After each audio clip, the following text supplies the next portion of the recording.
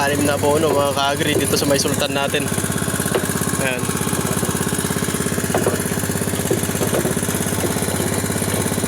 Abunuhan ulit natin siya mga ka-agri para masuportahan natin yung mga bunga niya. Ayan. Kasi may bunga na yung sultan natin. Ang bilis lumaki mga ka-agri, parang kailan lang oh. Pansinin nyo yung gawiron mga ka-agri, yun yung Kaneko. Sabay lang tinanim yan mga ka-agri. Pero pansinin nyo yung laki, huling-huli na siya sa tangkad. Pero sa may bunga, parehas lang naman silang namumunga mga ka-agri. Sobrang kapal na.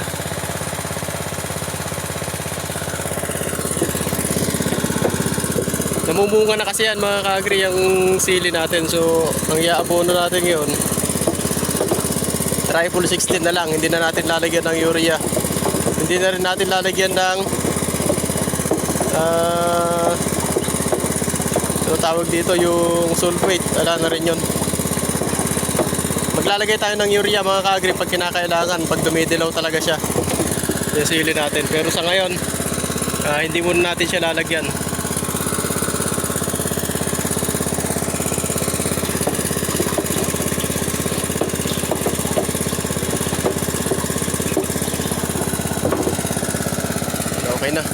Okay na, kalahati na natin yung nilagay natin.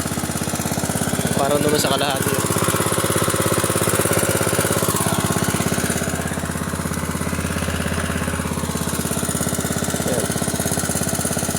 Okay na mga ka-agri. Ito mga ka-agri nga pala, yung inabono natin, triple 16 lang, tapos konting winner. Kuwan lang siguro mga ka-agri, kuwan lang, bali 7 kilo na triple 16, yung unique 16, saka 1 kilong winner, yun lang. Hindi natin nilalakasan mga ka-agri ng potassium kasi nga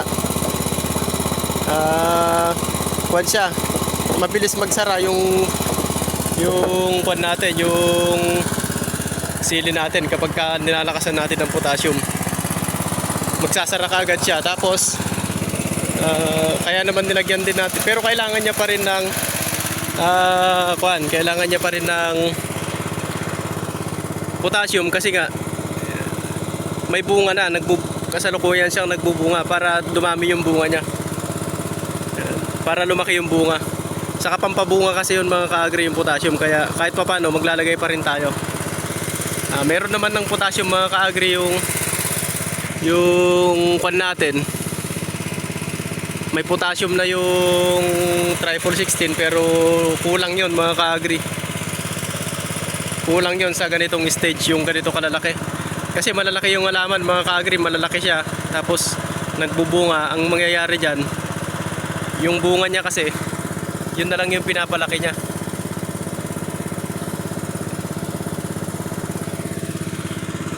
Ay, yung bunga niya. Yung pan mga ka-agri, ang mangyayari kasi dyan, yung dahon niya, yun lang na lang yung sinusuportahan niya kapag kulang tayo sa abono. So, kumbaga mga ka-agri, kumbaga sa anak, ang susuportahan niya na lang ang kaya niya lang suportahan yung isang anak. So, ang mangyayari, ipapaampun niya yung iba. Parang ganun mga ka-agri, kasi hindi niya kayang pakainin lahat. Kaya naman, pag ganitong malalaki yung halaman natin, yan, ganyan na kalalaki, babase tayo sa itsura ng halaman, yung edad. Pag malalaki na siya, pagka malalaki yung bulas ng halaman ninyo, kailangan mga ka-agri, dadamihan nyo rin yung abono para yung kakainin niya plus yung ibubunga niya. Kasi kailangan yan mga ka-agri. Kailangan dagdagan nyo na yung abono. Tapos ano pa ba yung gusto ko sabihin kanina mga ka-agri, na huwag kayong babase sa may fertilization guide ng iba. May mga problema kasi sa ibang YouTubers mga ka-agri, mga nagbablog, nagbibigay sila ng fertilization guide. Hindi naman tama yun mga ka-agri talaga. Kasi magkakaiba tayo ng area, katulad ko. Paano kung halimbawa payat yung pan natin dito, payat yung lupa natin, Tapos ginamit ko yung fertilization guide ng ibang farmer katulad ni hindi ko din na pala ako magbabanggit mga ka-agri. Katulad ng ibang nagbibigay ng fertilization guide. Hindi na yan mga ka-agri ang tawag dito, makukulangan ng fertilizer itong halaman natin kasi nga hindi accurate yung binigay na fertilization guide sa akin. Kumbaga yun nga, payat yung halimbawa lang mga ka-agri, payat yung sa akin itong lupa ko. Tapos yung binigay mataba, tas yung nagbigay ng fertilization guide may mga basal pa siya, may mga kung ano-ano na organic, tapos may mga inorganic din na nilalagay sa lupa. Tapos nagbigay ng fertilization guide na ganito triple 16, ganito karami. Ala na mga ka-agri, tapos tayo niyan. Hindi tama yun. Kaya maraming nagpe-fail na farmer dahil nga gumagaya. May mga napapanood kasi sa YouTube mga ka-agri na nagbibigay sila ng fertilization guide na akala nila pwede na lang i-apply dun sa may area nila. Halimbawa nga, yun nga, payat yung sa akin, tapos yung sa kanya nagkanak po. Pag ginaya ko yun mga ka-agri, wala na. O pwede rin namang baliktad mga ka-agri. Halimbawa naman, payat yung sa kanya, mataba yung lupa ko. Pag ginamit ko yung sa kanya, ang mangyayari mga ka-agri, tatabal naman yung sili ko, tapos magiging sakitin. Minsan pa nga, pagka sumobra sa abono, mangungulot. Ayan, mangungulot siya kasi sobra na sa abono, kasi nga ginagaya yung fertilization guide ng ibang farmer. Kasi yung may mga nagbablog, pakiusap lang naman. Pwede nyong sabihin mga ka-agri yung halimbawa yung kung para saan yung ginagawa nyong abono. Halimbawa naman naghahalo kayo ng triple 14, bakit triple 14 ganun mga ka-agri? O di sabihin ninyo kailangan natin ng konting nitrogen, tapos phosphorus, potassium. Kailangan natin ng urea, bakit urea? Kasi nga pagka payat yung halaman o pagka madilaw yung halaman, kulang sa laki, kailangan yung mag-nitrogen. Ganun mga ka-agri, hindi po pwede yung sasabihin nyo kaagad mag-nitrogen kayo, tapos ganito, mag-nitrogen kayo, maglagay kayo ng nitrogen na ganito, tapos yung halaman naman ng nanunood, sobrang taba na, ganito na siya, tapos nag-urea pa. Paanong mangyayari doon mga ka-agri? Halimbawa, pagka ginaya yung fertilization guide doon, wala nang nangyari. Tumabal na yung tanim ng halaman ng ka-farmers natin. Diba mga ka-agri? Ayan. Minsan naman ang dami-dami ng sanga, ganyan. Ang gagawin, may fertilization guide, sasabihin ganito, maglagay kayo ng 1620, 8046 yung mga yun, pampasa ngayon mga ka-agri, katulad nito. Marami na siyang sanga. Tapos na ganyan nagrekomenda pa ng 1846 dun sa may fertilization guide ko, no? O di wala na. Para saan pa yung 1846 na yun kung sobrang dami na nga ng sanga, tapos pagsasangahin mo pa, walang mangyayari mga ka-agri. Yung tinanggal ko rito mga ka-agri, ito, ayan, medyo nagkulang siguro tayo ng abono mga ka-agri, kasi kaya nag-aabono na ako ngayon dahil nga ito may isa dyan. Siguro mga ka-agri, sobrang dami ng sanga. Ayan o, tingnan nyo naman yung sanga mga ka-agri. Isa, dalawa, ito, dalawa, tatlo, apat, lima mga ka-agri. Siguro hindi niya na nakaya ng supplyan yung ito, kaya nalaglag. Ayan o, tingnan nyo, ang tataba kasi ng sanga niya. Kaya nahirapan siguro siya na bigyan ng abono, ng supplyan na ito. Kaya yun, nag-aabono na tayo. Kaya lang saka pansin ko mga ka-agri, sa may kwan ko, sa may sultan ko, medyo payat yung tangkay niya, kaya kukulang sa abono ito na potassium, kaya medyo nilagdagan ko ng potassium. Ayan. Yung potassium mga ka-agri, pampalaki ng bunga, pampabulaklak. Kaya nga ang nangyayari mga ka-agri, kapag nasobrahan kayo sa potassium, dumadami yung bunga niya.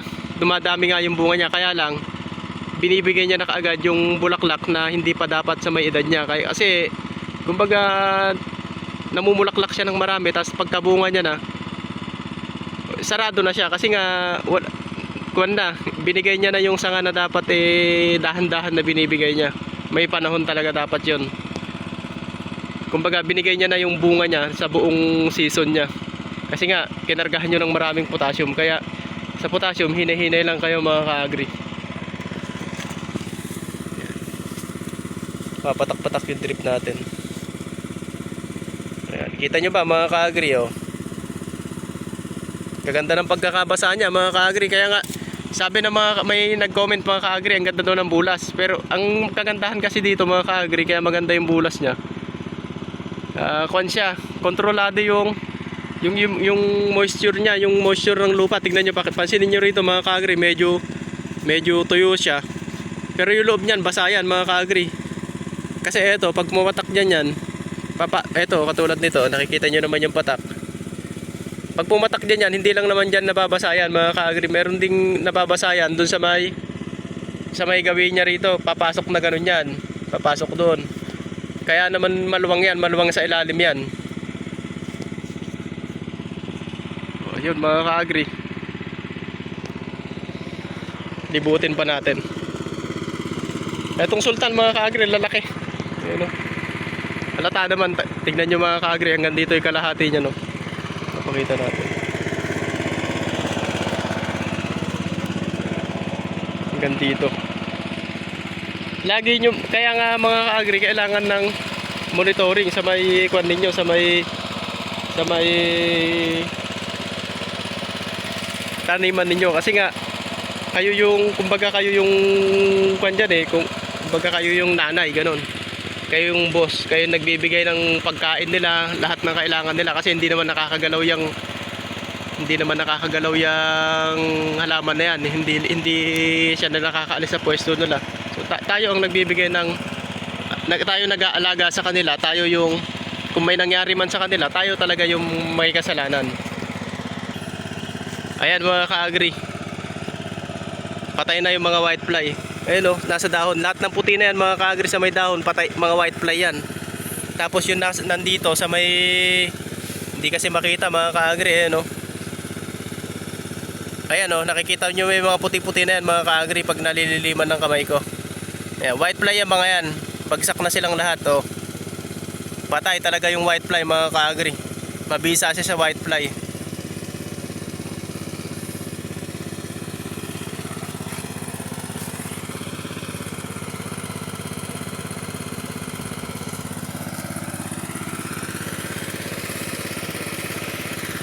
Ayan, baka kuan mga ka-agri, hindi naman talaga naalis yung whitefly. Meron pa rin pa isa-isa dyan, pero kahit pa paano, nababawas-bawasan naman natin.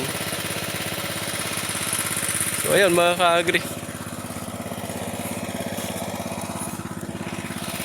pag nag-abono tayo mga ka-agri, paagusan natin ng medyo ilang minuto para ma-drain lahat ng abono na nandito sa drip line. Ayan, sa drip line na yan, maubos niya kasi hindi kaagad-agad na uubos yun. Yan. Ito naman yung wad natin. Pansinin nyo mga ka-agri, iba yung laki niya kumpara niya. Ito Cayenne, ito naman yung Sultan. Magkaiba sila. Talaga makikita ninyo yung kwan niya, yung itsura pa lang mga ka-agri, makikita nyo na. At saka sa kulay, iba yung kulay niya. Mas yellow green yung Cayenne kaysa sa may Sultan. Pero parehas lang mga ka-agri yung abono ko dyan. Ayan o, meron na ring uod o. Yung in-spray ko kahapon ng mga ka-agri, pinatay niya rin yung uod. Ayan o, ang daming uod o, patay na. Ayan o, mabisa yung in-spray ko kahapon mga ka-agri, sa pang uod din. Ayun o, kaya niyang patayin yung whitefly sa kauod o, patay na. Hindi ko alam kung tinamaan ko yun mga ka-agri, kasi nga ang spray ko, pagka nag-spray ako ng whitefly pa silong, kaya hindi ko alam kung tinamaan natin yung na yan, pero patay naman siya. Ang dami na kasing bunga mga ka-agri o. Ayan ang bunga na yan. May malalaking bunga na rin to. Eto, Ayan o, malalaking bunga na. Kailangan nating suportahan yan, yung bunga na yan mga ka-agri.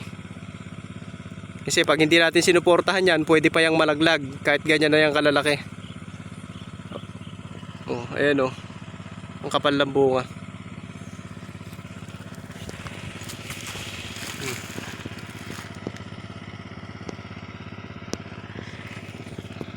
Kapag mga ka-agri, may sasabihin ako sa inyo sa ibablog ko sa susunod. Kapag yung mas malalaki pa siya rito, meron kayong abono na kailangan ilagay dito. Kapag yung mas malaki pa rito, yung malapit na siyang mahinog mga ka-agri, yun, kailangan may abono na kayong idadagdag. At pansinin nyo mga ka-agri nga pala, yung kung bakit wala akong nilalagay ng calcium. Pansin nyo pa mga ka-agri, matagal na akong hindi naglalagay ng calcium. Yung calcium na Nitrobor saka Tropicoat, hindi ako naglalagay pa dito sa may kuan natin, sa may area natin dito sa may sultan na to. Walang calcium pa yan. Kasi nga mga ka-agri, hindi pa naman masyadong kailangan ng calcium nito kasi nga wala pa siyang bunga. Maliliit pa yung bunga niya. Isa pa mga ka-agri, wag kayong gagamit ng calcium, yung Tropicoat saka yung Nitrobor sa fertigation. Isa yun sa dahilan mga ka-agri kaya nagbabara yung drip line ninyo.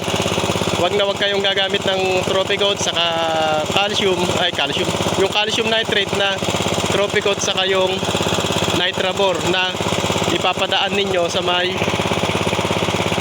fertigation ninyo kasi nga pagbabara siya dito sa drip line.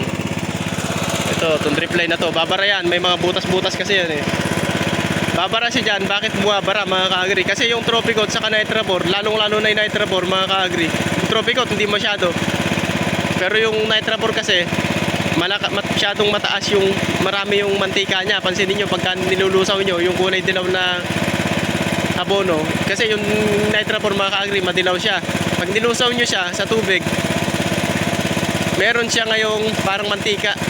Alam nyo yun mga ka-agri, yung mga nag-aabono ng Nitrobor tapos Tropicoat, may parang mantika siya. Ngayon, pagka nahalo yun sa malamig na tubig, kuwan siya, hindi siya nalulusaw. So kakapit siya ngayon dito sa may sa loob nito, kakapit-kapit lang siya dyan. Kung hindi naman, pwede siyang bumara dun sa may pitch o yung butas ng drip line ninyo. Kaya wag kayong magagamit doon. Ang gagamitin nyo yun mga ka-agri, tutusok nyo. Halimbawa, ito yung puno. Itutusok nyo na lang siya dito sa may lugar na to para magkaroon din siya ng calcium. Ayan. Wag nyong ipapadaan dito mga ka-agri yung Tropicoat kung hindi Nitrobor. Hindi po pwede yung ano yun. Kung gusto nyo mga ka-agri, mano-mano nyo, idilig nyo na lang dun sa may puno. O bumili kayo ng Caltrac mga ka-agri, yung Yara Caltrac na calcium base. Tapos Yara Caltrac saka Bortrac para pagka kailangan na siya ng calcium, i-sprayan nyo na lang siya para direkta na siya nakakainin ng tong halaman ninyo, para hindi na siya padadaanin sa fertigation. Sana natandaan nyo mga ka-agri.